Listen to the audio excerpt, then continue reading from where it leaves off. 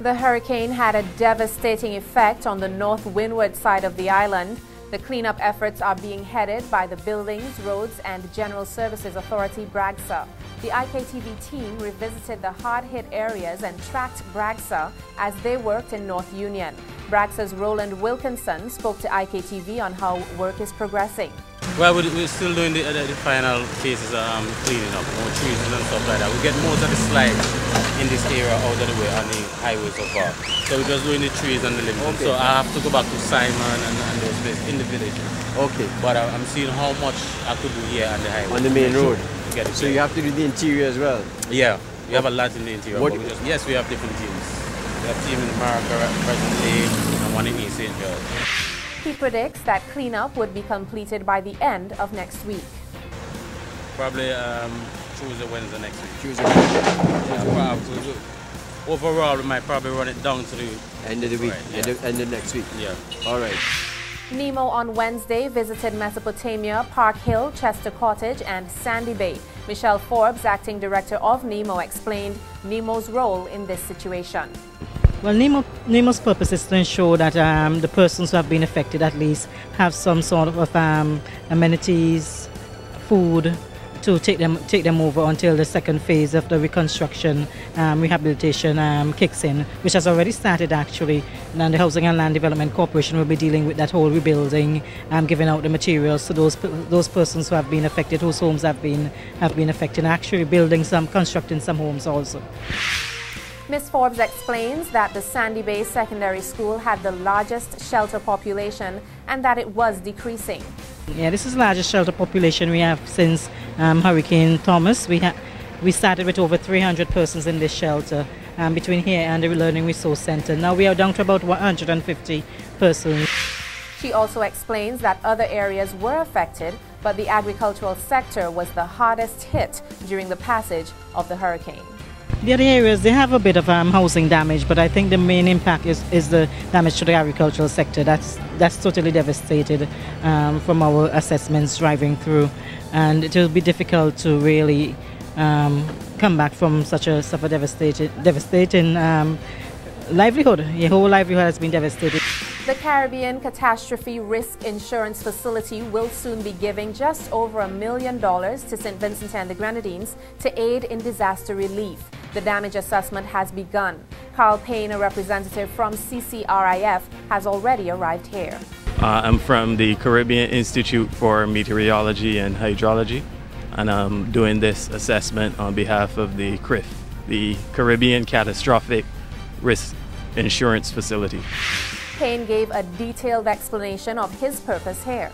Well, I'm here to do a post-storm assessment, so I'm here to just get a first-hand idea of some of the losses that would have resulted from Hurricane Thomas, as well as collect relevant data in terms of rainfall and wind speed data.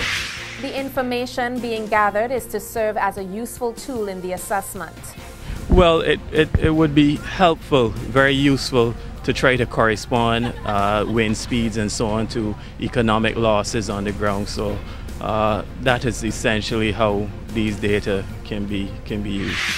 Local Minister of Foreign Affairs Sir Louis Straker has described recent statements made by Trinidad and Tobago's Prime Minister Kamla Persad-Bissessar as unfortunate and selfish. The comments were made in relation to aid for the Eastern Caribbean countries affected by Hurricane Thomas. Persad-Bissessar had said in a statement that her government will help countries affected by the passage of Hurricane Thomas, but there must be some way in which Trinidad and Tobago would also benefit. The foreign minister also says that in his opinion, he does not think that this reflects the spirit or sentiments of Trinidadians, as a number of them have roots in some of the countries affected by Thomas, which hit last Saturday, October 30th. IKTV is increasing the quantity and improving the quality of its local programming content. This from Dwight Bing Joseph, Managing Director of Island Concepts and IKTV. Mr. Joseph said despite the fact that the operating costs of a television station and media house are high, he thinks someone has to take the lead, take the risk, and invest more heavily in expressing at a greater level the fragile culture of St. Vincent and the Grenadines, with an emphasis on Vincentian people, how they live, and what they do.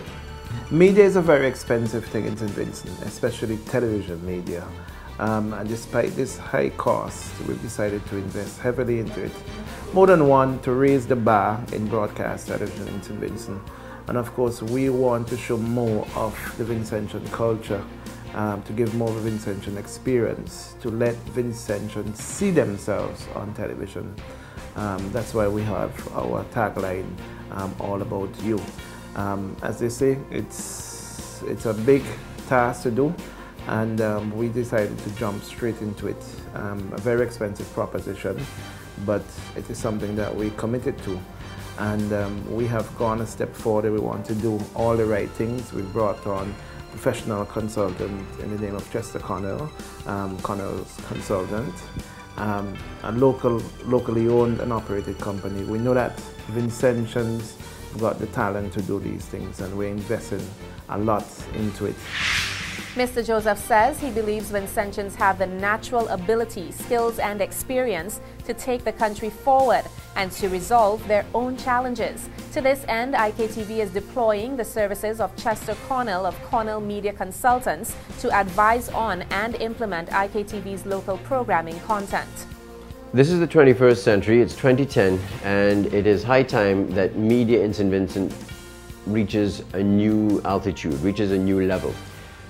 I believe IKTV is a media house that's doing just that. As the CEO of IKTV would have said, radio, television, media generally is very expensive in St. Vincent, particularly television. And it's quite an investment to make that happen. As a consultant here at IKTV, my job is to facilitate that growth. The growth of the individuals within IKTV, the team at IKTV, and also the programming at IKTV. If we can have a happy marriage of the team and the programming, take the vision of the CEO and run with it, we can make things happen. It's already happening. We've got new programs like a Vincentian history book. We've got IKTV iReport, which is investigative journalism, which is a new format, not only a new program, but a new format in St. Vincent. It's never been done before. These are just two examples of some of the programs that are coming on stream on IKTV. So stay with us. You're going to be seeing a lot of new things happening, and it's all about you. IKTV's CEO says he is grateful to and thanks the CED, the Center for Enterprise Development, for facilitating the presence of Connell Media Consultants in helping to improve the quantity and quality of IKTV's programming output. Connell Media Consultants is now in the final stages of a consultancy at IKTV. And IKTV has introduced a new format for television in St. Vincent, investigative journalism. Well, it's a form of television that has never been happening in St. Vincent. It's not very big in the Caribbean. I guess people are afraid of lawsuits and all the other things, but it's a way in which we want to get to the truth. We want to find out all the things that people don't get to find out. There's some corruption, there's some scandals, and we want to get to the bottom of those things. And it's a new area we're going to pursue, and we are going to be doing it. IKTV iReport, a new program on IKTV's program lineup, is an investigative journal and was first aired during Independence Week on October 28, 2010. The content of the inaugural IKTV iReport program is based on a developing news story coming out of Canawan concerning activities of the Canawan Resort Development Limited that have been raising some questions. Viewers are urged to stay with IKTV as that story develops. And in related news, IKTV has learned that the Canawan Development Resorts Limited, part of the CRD Group, now has another new business partner. The partnership will be a composite of the Canawan Resort Development Group and International Investments, a company founded by Dermot Desmond, chairman of Sandy Lane Hotel and a major investor in that Barbados concern. The information IKTV received says that the chairman of the CRD Group, Italian Antonio Saladino, and Irishman Dermot Desmond have agreed to, quote, a revised development plan for Canouan, which will see in excess of $100 million invested in the island over the next 3 years. IKTV understands that the development will include the building of a new boutique hotel. These plans have become a cause for concern to some villa owners on Canouan. There is a question of whether the new development plans for Canouan are in fact contrary to the original agreement made 20 years ago. IKTV has been covering that story on its new investigative journalism program, I Report. Ministry of Tourism officials are currently in the process of assessing the damage that was caused by Hurricane Tomas at a number of the country's recreational and tourism sites. The sites being given the most focus at this point, according to Director at the National Parks, Rivers and Beaches Authority, Andrew Wilson, are the Falls of Belen and Trinity Falls. Wilson says that they are still trying to complete a comprehensive assessment, but a follow-up visit to Belen had to be aborted. Meanwhile, Wilson says that the hurricane forced the closure of a number of the country's recreational sites earlier this week, some of which have been reopened. Meanwhile, the government is being urged by opposition leader Arnim Eustace to complete a thorough assessment of the damage caused by the passage of Hurricane Tomas last Saturday, instead of just giving large figures. Eustace, speaking on a radio program earlier this week, says persons looking to help St. Vincent and the Grenadines rebuild will only contribute if they are satisfied that damage assessments were properly done. Eustace says that government must be careful that they do not exaggerate the damage caused by the hurricane, as when the time comes to get assistance, we will not get anywhere near the assistance that we may need. Across the region, St. Lucia's airports in the north and south of the island are now fully operational following the passage of Hurricane Tomas, a Category 1 storm over the weekend. Major roads have been cleared, electricity has been restored to 80% of the island, while power will flow to 90% of the country by this weekend. Most resorts currently have adequate water, and water supply should be restored in short order after detailed inspections revealed damage to the water dam is substantially less than expected. Most businesses resumed operations this week. The tourism minister noted the government was working with local, regional and international partners to help deliver humanitarian assistance to communities that have been affected by Hurricane Tomas.